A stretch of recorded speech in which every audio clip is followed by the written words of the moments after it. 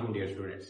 Double science academy official YouTube channel में आज हमारा कंजक्शन के टॉपिक के ऊपर प्रैक्टिसिंग है। इससे पहले हमने कंजक्शन के ऊपर डिटेल लेक्चर रिकॉर्ड करवा दिया हुआ है, जो कि ऑलमोस्ट 24 से 25 मिनट्स का लेक्चर। उसको अगर आप एक दफा ले लोगे तो आपको क्लियर हो जाएगा कि हमारे पास जो कंजक्शन है वो यूज कहाँ पे होते हैं। एक बड़ा कॉमनली हमारी मिस्टेक्स है कि हमें ये नहीं समझ आ पाती कि कंजक्शन और प्रेपोजिशन में फर्क क्या है, क्योंकि आल दो अगर कंजक्शन है तो वो प्रेपोजिशन के तौर पे भी एक्ट करेगा, अगर और नॉर कंजक्शन है तो वो प्रेपोजिशन के तौर पे भी एक्ट कर सकते हैं। तो ये वेरिएट करते हैं depending upon the phrase and the clause. खैर, इसके ऊपर हमने डिटेल वीडियो रिकॉर्ड ऑलरेडी कर दी हुई है, तो पहले आप इन टॉपिक को क्लियर कर लो कि इनमें फर्क क्या है, देन आप जो है वो नेक्स्ट प्रैक्टिस की तरफ आइएगा। प्रैक्टिस तब तक आपकी अच्छी नहीं रहेगी या आपको कोई फायदा नहीं होगा प्रैक्टिस का जब तक आप लर्न नहीं करोगे। तो फर्स्टली लर्न करो एंड देन फिर प्रैक्टिस की तरफ आइएगा। सो 30 एमसीक्यूज का ये सेशन है, इसमें हम 30 MCQs regarding to conjunction solve करेंगे। इसमें सिर्फ आपको आंसर नहीं बताए जाएंगे, साथ लॉजिक बताया जाएगा कि क्यों ये आंसर ठीक हुआ है और बाकी 3 एमसीक्यूज क्यों गलत हुए। मैं अपने फर्स्ट डे लेक्चर से ही ये बात कहता आ रहा हूं कि आप हमेशा ये बात याद रखिएगा कि English grammar is like a math algorithm की तरह है बिल्कुल। अगर आप इसको लॉजिक की तरह नहीं ना करोगे तो आप हमेशा यही ढूंढते रहोगे कि मेरी 6th सेंस कह रही है कि यहाँ पे आ लगना है, यहाँ पे दा लगना है, और उसी तरह ही फिर आप लगाओगे कि आप यूनिवर्सिटी के साथ वही जो आपने बचपन से सीखा हुआ है कि वोवल्स के साथ हमेशा एन लगता है, तो यूनिवर्सिटी के साथ भी एन लगाते फिरोगे। तो इंग्लिश बिल्कुल लॉजिक्स पे खड़ी हुई है, तो लॉजिक्स के साथ सीखना पड़ेगा आपको और फिर ही आप क्रैक कर सकोगे अगर आप किसी भी एग्जाम में बैठ रहे हो, क्योंकि ये क्लास बेसिक से लेके एडवांस लेवल की है। अगर कोई student 6, 7, 8, 9, 10 first year, second year, और इवन अगर कोई इंट्री एग्जाम में पीपीएससी और सीएसएस, क्योंकि हमने जितने भी एमसीक्यूज प्रैक्टिसिंग के लिए यहाँ पर लेके आते हैं उनमें मैक्सिमम 20+ एमसीक्यूज वो होते हैं जो कि ऑलरेडी पीपीएससी के इम्तिहान में और आ चुके हुए हैं। सो थोड़े बहुत होते हैं डिफिकल्ट, लेकिन जब आप लॉजिक के साथ समझ लोगे, चीजों को एक टेब्यूलर फॉर्म में बना लोगे तो आपके लिए मुश्किल नहीं होगा। फर्स्ट एमसीक्यूज रीड करते हैं, आपको साथ स्क्रीन पे जो है वो पेपर शो हो जाएगा, सो साथ साथ आप उसको जो है वो क्रैक कर सकते हो। सो फर्स्ट एमसीक्यूज है हमारे पास, I like tea dash I do not like coffee. मुझे चाय तो पसंद है लेकिन मुझे जो है वो कॉफी नहीं पसंद। अब इसमें क्या आ सकता है, एंड आएगा, बट आएगा, बिकॉज आएगा या और आएगा। अब यहाँ पर क्या आएगा इसका आंसर, बट आएगा। क्यों बट आया है यहाँ पर,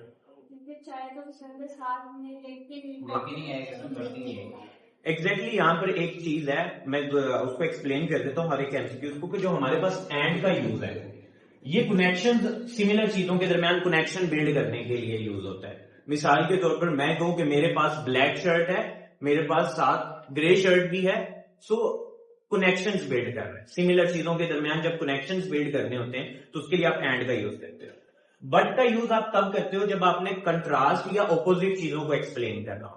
कंट्रास्ट या ऑपोजिट चीजें अगर आपके पास आ रही हैं तो उसको एक्सप्लेन करने के लिए। अब जैसे कि यहां पर हमने बट क्यों यूज किया, ऑपोजिट आ गया कि मुझे चाय तो पसंद है लेकिन मुझे कॉफी नहीं पसंद। ऑपोजिट आ गया ना, एक चीज पसंद है दूसरी ना पसंद है, तो जब भी सेंटेंस में ऑपोजिट चीज ऐड हो जाएगी तो उसके लिए हमेशा जो है हम उसका यूज करेंगे, बट का यूज करेंगे। फिर आता है बिकॉज। अब बिकॉज कहां पे यूज होता है, कंजक्शन जो बिकॉज है वो हमेशा तब यूज होगा जब आप किसी चीज की रीजन दो। मिसाल के तौर पर मैं कहूं कि आज क्लास में शोर इतना है क्योंकि हम गैराज में रिकॉर्डिंग कर रहे हैं, तो मैंने रीजन दे दिए। तो ये बिल्कुल ऐसे ही है। सो जब आप किसी चीज को लेकर रीजन दे देते हो तो तब आप हमेशा बिकॉज का इस्तेमाल करते हो। उसके अलावा और का यूज कहां पर होता है, और का यूज हमेशा तब होता है जब आपको 2 या 2 से ज्यादा चीजों में चॉइस हो।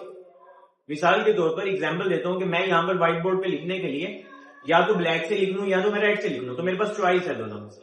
तो जब आपके पास 2 चीजों में चॉइस होती है तो फिर आप और का यूज करते हैं। तो ये चारों एमसीक्यूज में क्योंकि हमारा यहाँ पर कंट्रास्ट और ऑपोजिट था, सो बट वाला एमसीक्यूज बिल्कुल ठीक है, तो बी ऑप्शन ठीक है, फर्स्ट वाले का बी ऑप्शन। नेक्स्ट है हमारे पास second MCQs, you can have ice cream dash cake but not both.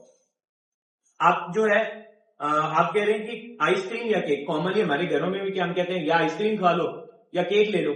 सो इसमें क्या आ रही है, चॉइस आ रही है, तो चॉइस में आप क्या यूज करोगे, और यूज करोगे। तो हमारे पास जो सेकंड एमसीक्यूज है उसका ऑप्शन हो जाएगा सी, और हो जाएगा। नेक्स्ट थर्ड एमसीक्यूज है, he missed the bus dash he woke up late. अब उसकी बस मिस होगी क्योंकि वो लेट हो गया। तो यहां पर क्या आ गया मेरे पास, यहां पे रीजन आ गई है कि उसकी बस मिस हुई है क्योंकि वो लेट उठा है।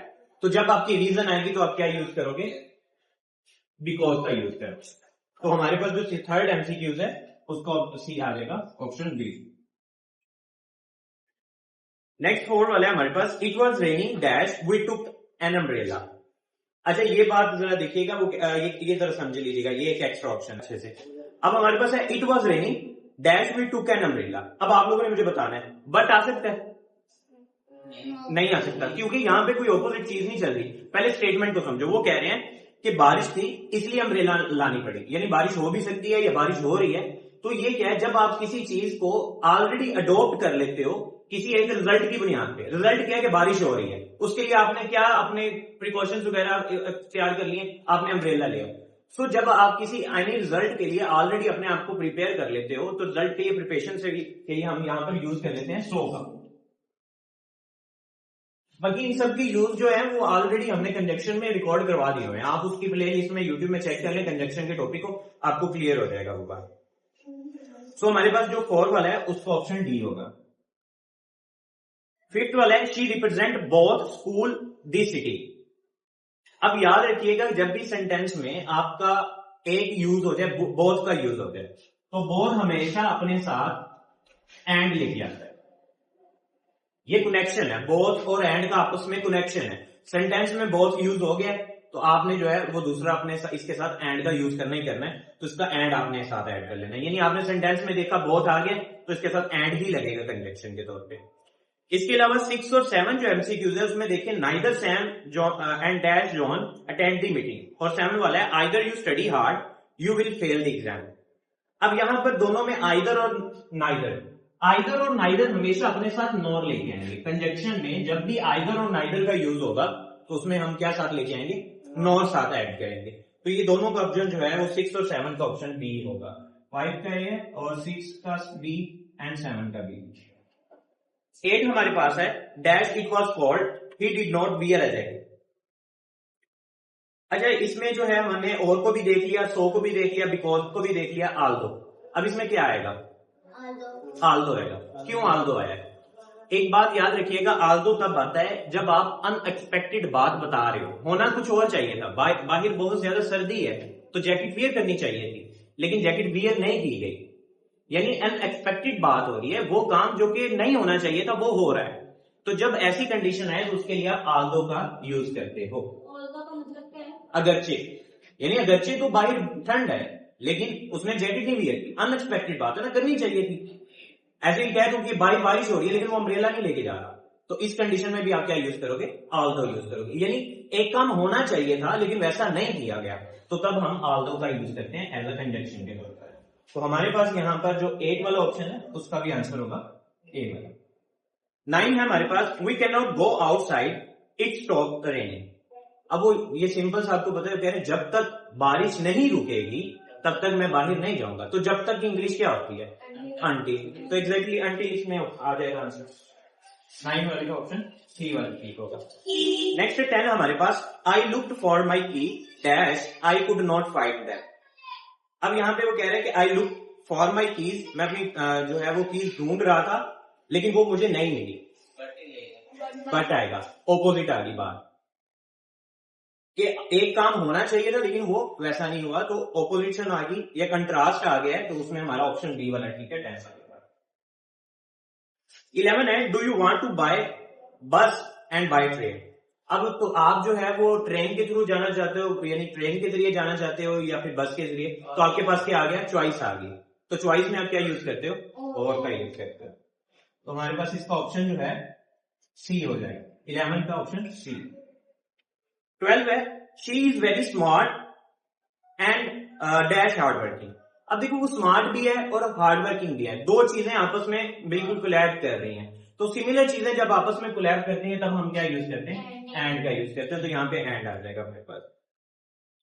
13 एमसीक्यूज है, I do not go to school I was sick. मैं स्कूल नहीं गया क्योंकि मैं बीमार था। अब रीजन आ गई है तो रीजन में हम क्या यूज करते हैं, बिकॉज का यूज करते हैं। तो हमारे पास 13 वाले का, 12 वाले का B option A option sorry, और 13 वाले का बी ऑप्शन आ जाएगा।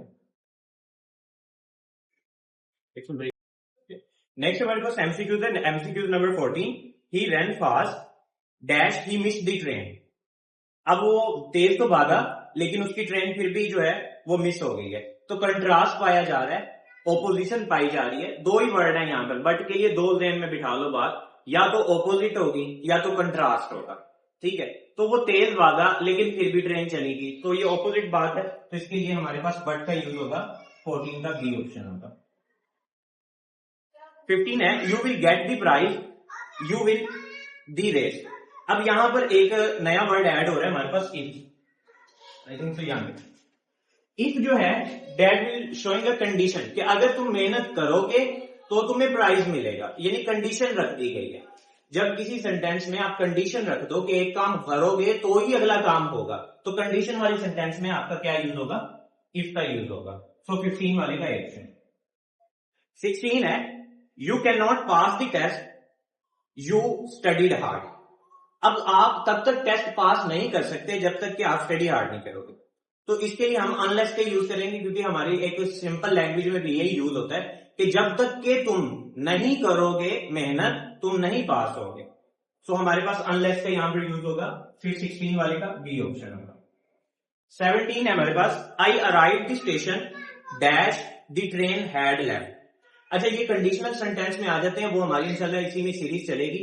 टेंसेस के बाद हम कंडीशनल सेंटेंस की तरफ बढ़ेंगे, तो उसमें आपको बताऊंगा कि जब एक के टेंस के अंदर अगर हम पास्ट का यूज कर लें तो दूसरे में भी हम पास्ट में ही रहते हैं, एक में अगर हम प्रेजेंट का यूज कर लें तो दूसरे में हम फ्यूचर में चले जाते हैं। सो वो कंडीशनल सेंटेंस की भी वीडियो रिकॉर्ड हो जाएगी, तो उसमें आपको कंडीशनल की कैटेगरीज मिल जाएंगी।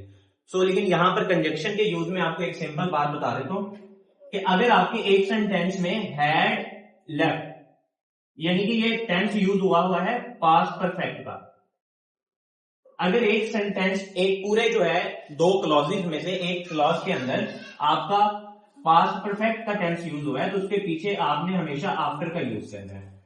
ये एक रूल के तौर पे आप लिखिए करिए, तो यहां पर आफ्टर ऐड होगा, 17 वाले का बी ऑप्शन। नेक्स्ट 18 है, he was tired dash he went to bed early. अब यहां पर क्या है, ही वॉज टायर्ड क्योंकि वो थका हुआ था, he went to bed early. अब जब एक काम की वजह से दूसरा काम साथ हो रहा हो तो हम सो का यूज करते हैं, ये भी हमारा ऑलरेडी डिस्कस हो चुका है सो के बारे में। तो इसका 18 वाले का सी ऑप्शन है। 19 है, I have not seen him dash last year. तो लास्ट ईयर के साथ क्या आएगा, फॉर आएगा, सिंस आएगा, सिंस आएगा।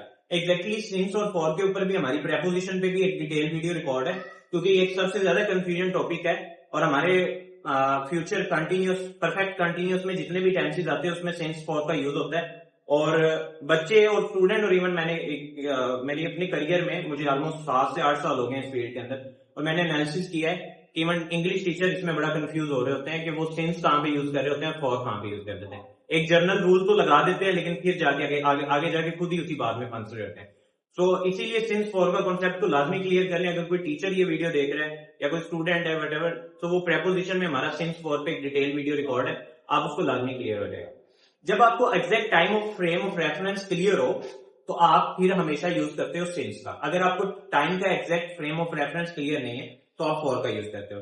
खैर इन शॉर्ट आपके लिए यहाँ पर हमारा लास्ट ईयर यानी अभी जो साल गुजरा है, तो यानी आपको टाइम फ्रेम ऑफ रेफरेंस का पता चल रहा है कि अभी जो गुजरा है साल, तो इसके लिए आप जो है वो सिंस का इस्तेमाल करोगे। तो 19 वाले का हमारा बी ऑप्शन।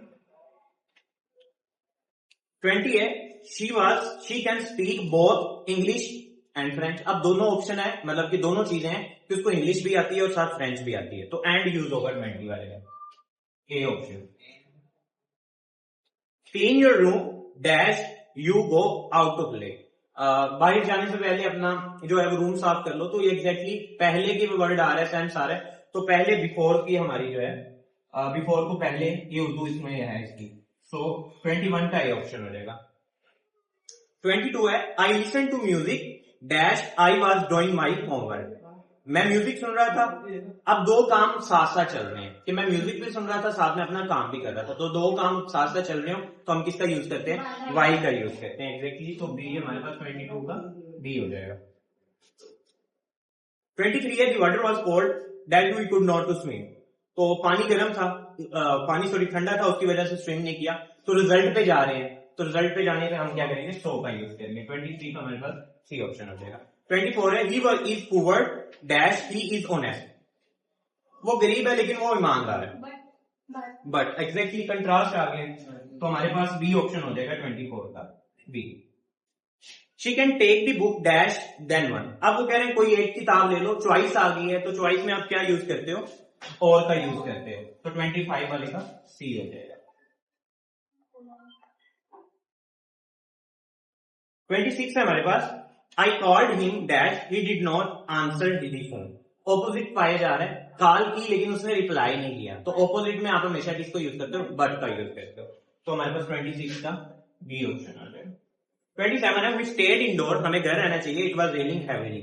अब बाहर बारिश हो रही है, उसके नतीजे में वो घर रुका है, तो यानी जब आप रिजल्ट पे चले जाते हो, यहां पर मैंने यहां पर मेंशन किया होगा, हाँ बिकॉज, तो रीजन और रिजल्ट पे चले जाते हो, तो फिर आप उसको जो है बिकॉज का यूज करते हो, यानी 27 का सी ऑप्शन हो जाएगा।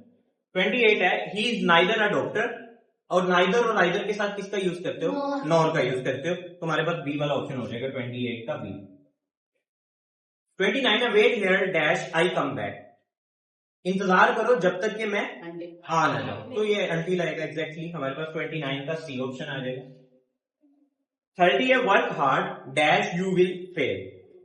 अब देखो चॉइस आ गई, या तो मेहनत कर लो या तो फेल हो जाओ, तो चॉइस में आप क्या करते हो, और का यूज करते हो, तो 30 वाले का ए ऑप्शन हो जाएगा। प्लीज अपने स्टूडेंट से भी ये कहता हूँ कि बेटा मैटर नहीं करता प्लेस क्या है, मैटर नहीं करता टाइम क्या है, मैटर नहीं करता कंडीशन क्या है, ये सब चीजें टेम्परेरी है जो कि वक्त के साथ साथ चेंज होती रहनी है, रिप्लेस होती रहनी है। परमानेंट है वो आपकी सक्सेस है, परमानेंट है वो आपका नॉलेज है, जो किसी ने आपसे जो है ना वो स्नैच कर सकता है, ना आपसे वो कोई छीन सकता है, ना कुछ हो सकता है। So focus on your career, focus on your success, and don't waste your time कि आप irrespective चीजों के ऊपर आप अपना वक्त जाया करें। Thank you so much and Allah Hafiz.